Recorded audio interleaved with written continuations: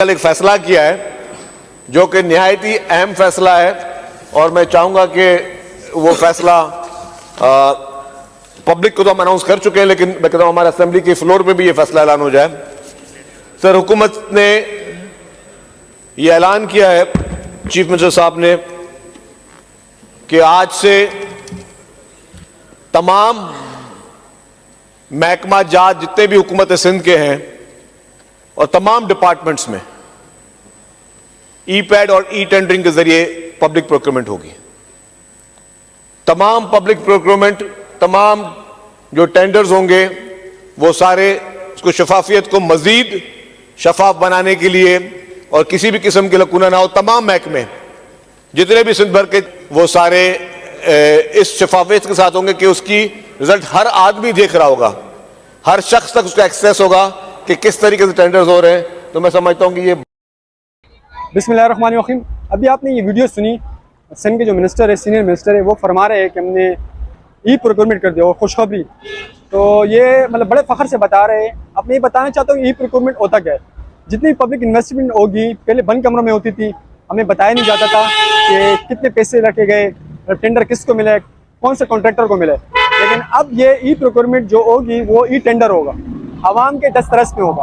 और ये इन्होंने किया क्यों है, सिंध हुकूमत जो बड़े फ़ख्र से कह रही है। IMF की रिपोर्ट अगर 2025 की अगर आपने पढ़ी नवंबर में, जिस पर मैंने एक वीडियो भी बनाई थी, कि गवर्नेंस एंड करप्शन के हवाले से थी कि इस पाकिस्तान में GDP का 6% करप्शन की नज़र होता है। तकरीबन 16 से 17 अरब डॉलर की करप्शन 2 सालों में हुई है पाकिस्तान में। आप खुद सोचें कि हम जब IMF के पास जाते हैं और हम IMF से 1 से 3 अरब के लिए मिन्नतें करते हैं, और इस मुल्क के अंदर इतनी बड़ी करप्शन होती है। तो इस वजह से IMF ने रिकमेंडेशन दी पाकिस्तान को कि अगर आपको मतलब इस मुल्क को बेहतर करना है तो आपको ई प्रोक्योरमेंट लानी होगी। और रिकमेंडेशन पहली रिकमेंडेशन थी इनकी। अब आते क्या हमारी, अब मैं इस वक्त PS 115 UC9 में खड़ा हूँ, जो पीपल्स पार्टी के MP है यहाँ के, आसिफ खान, जो फॉर्म 45-47 के।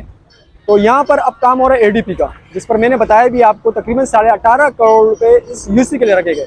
अब मेरा ये सवाल है शर्जील इनाम मेमन साहब से भी और यहाँ के जो MP है उनसे भी कि ये ई प्रोक्योरमेंट क्या हमारी यहाँ का दम क्यों तोड़ देता है।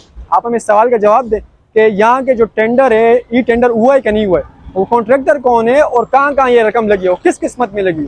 अब ये क्यामाड़ी की आवाम को तो ये फ़र्ज़ बना, मतलब ये हक है कि आप उनको बताएं।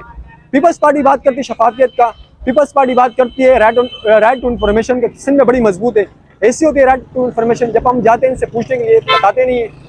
तो मैं अभी आपसे ये कहता हूँ कि ये 1990 नहीं रहा, 2026 से क्यामाड़ी का बच्चा जवान बूढ़ा सब आपसे पूछेंगे कि ये रकम कहाँ लगी। अब ये नहीं होगा कि आप फेसबुक पे कहे और आए हमारे सामने कहे कि ADP के तहत काम हो रहा है। अब ऐसा कुछ भी नहीं चलेगा। आपको बताना पड़ेगा कि जो 18.5 करोड़ यहाँ लगे, इसके कॉन्ट्रैक्टर कौन था और ये लगे कहाँ पर। ये एक PS के अंदर कितनी यूसी आती है, आप हिसाब लगाए कि कितनी बड़ी खतीर रकम बन रही है। और इस क्यामाड़ी की हालत को आप देख लें, ये 18.5 करोड़ इस UC में लगे भी कि नहीं लगे, UC9 में। तो मैं इस UC9 की मतलब बल्कि पूरे PS के आवाम से कहना चाहता हूँ कि आप इनसे सवाल करें। जब आप इनसे सवाल नहीं करते, आप इनके सामने खामोश होते, तो ये हम पर ऐसे ही हावी होते। बल्कि ये वीडियो तो पूरी सिंध के लिए, कि सिंध में जहाँ जहाँ भी ये ADP के तहत काम हो रहा है, आप अपने जो इलाके के MP होते हैं उनसे ADP के बारे में सवाल करें। जज़ाकल्लाह। लेकिन उससे आगे रखा हुआ